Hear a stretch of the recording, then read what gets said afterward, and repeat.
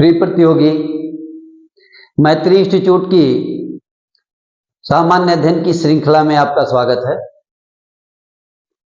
भारतीय राज्य व्यवस्था और संविधान की कक्षा में हम लोग भारतीय न्यायपालिका का अध्ययन करते हुए इस समय अधिकरण की बात करने वाले हैं कि ये अधिकरण क्या होते हैं। ट्रिब्यूनल्स, इस पर बात होगी कि ट्रिब्यूनल्स क्या है, ट्रिब्यूनल्स के उद्देश्य क्या है, संविधान में इसकी स्थिति क्या है, संवैधानिक प्रावधान क्या है।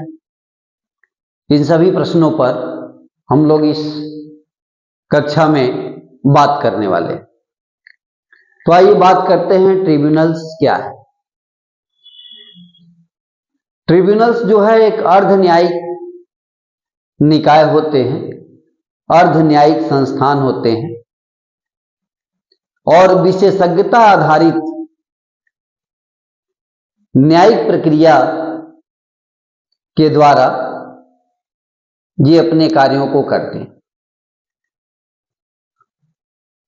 विशेषज्ञता आधारित का मतलब ये कि किसी विशेष विषय, किसी विशेष क्षेत्र के मामलों को एक अलग निकाय के द्वारा सुलझाना, जिस निकाय में उस मामले की विशेषज्ञता हो, ऐसे ही निकाय अधिकरण कहलाते हैं। तो आइए हम लोग इस पर कुछ बातें नोट भी करते हैं कि अधिकरण क्या है। तो न्यायिक अधिकरण एक अर्ध न्यायिक संस्थान है। न्यायिक अधिकरण, न्यायिक अधिकरण एक अर्ध न्यायिक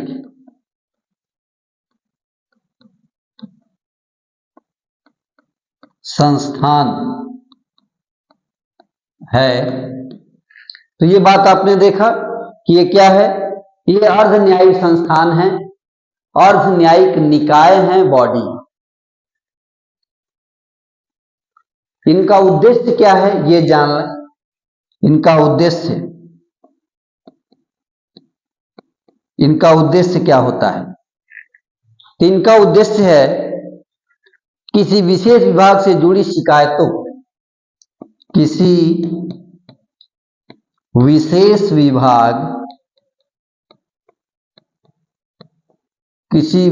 विभाग से जुड़ी शिकायतों, यानी जो भी शिकायत हो वह किसी विशेष विभाग से जुड़ी जो शिकायत हो, एवं अर्ध न्यायिक विवादों का, शिकायतों एवं अर्ध न्यायिक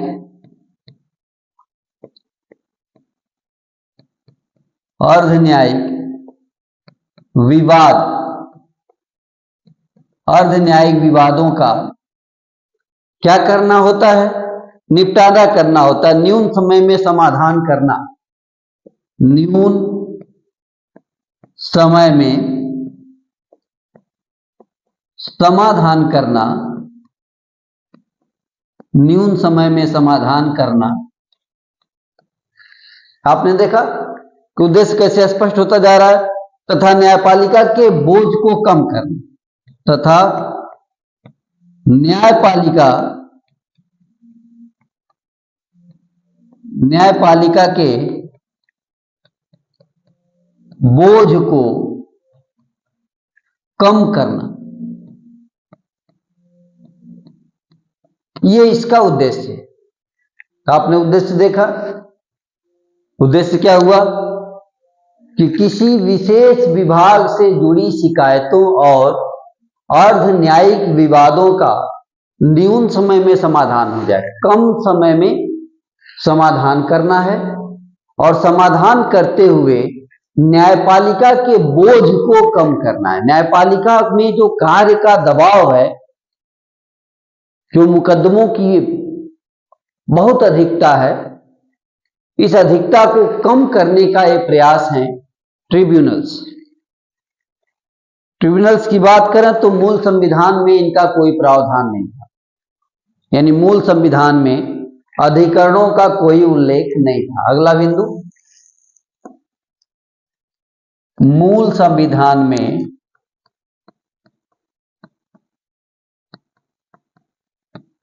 अधिकरणों का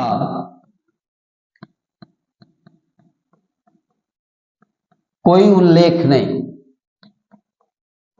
कोई उल्लेख नहीं। तो मूल संविधान में अधिकरणों के बारे में कोई बात नहीं थी, यानी बाद में इसे संविधान संशोधन के माध्यम से लाया गया और इसके लिए 42वें संविधान संशोधन अधिनियम 1976, 42वें संविधान संशोधन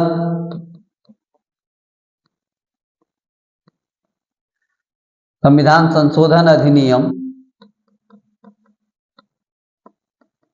1976, इसके अंतर्गत या इसके द्वारा क्या किया गया, संविधान में एक नया भाग 14 क जोड़ा गया। संविधान में एक नया भाग द्वारा संविधान में एक नया भाग, एक नया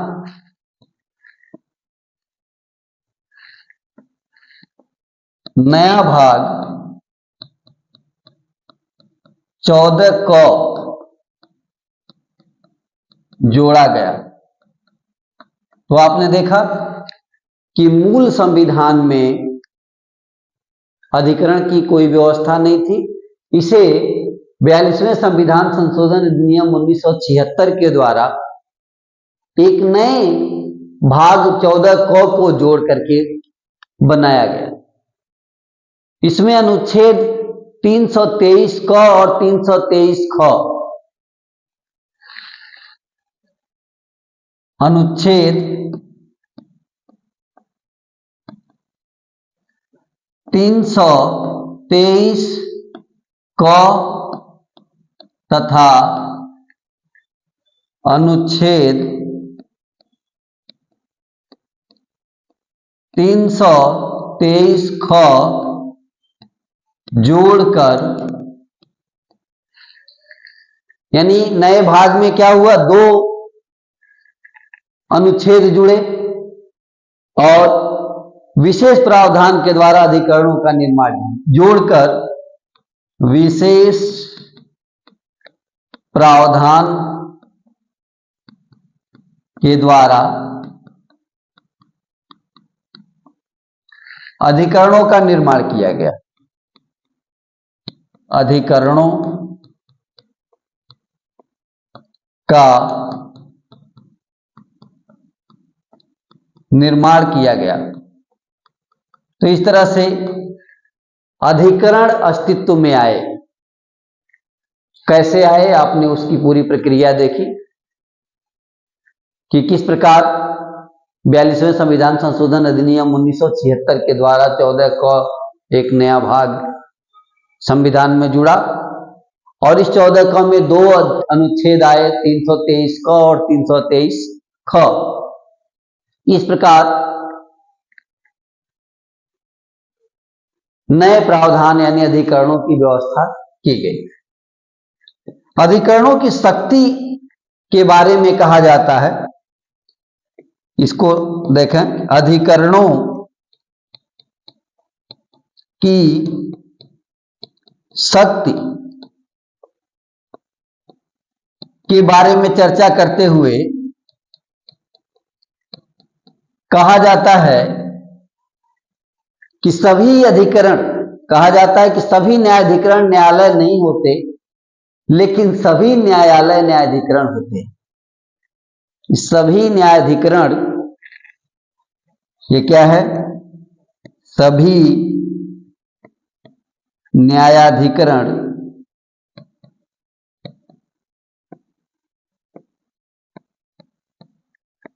सभी न्यायाधिकरण न्यायालय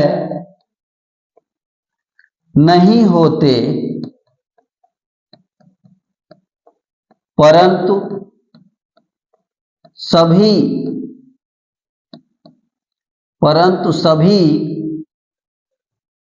न्यायालय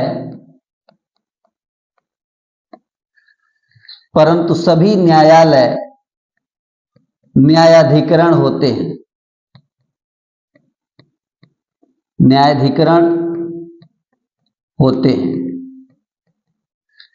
तो ये इनकी शक्ति को बता रही है लाइन कि न्यायाधिकरण कितने महत्वपूर्ण है, अधिकरण कितने महत्वपूर्ण है। यानी सभी न्यायालय न्यायाधिकरण है।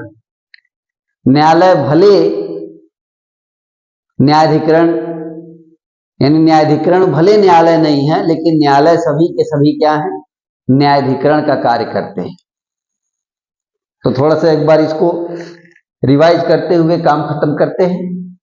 बात अधिकरण की हो रही है, ट्रिब्यूनल्स की। ट्रिब्यूनल्स क्या है, तो ये अर्ध न्यायिक निकाय हैं, अर्ध न्यायिक संस्थान है। क्या है ये? अर्ध न्यायिक संस्थान है, अर्ध न्यायिक निकाय है।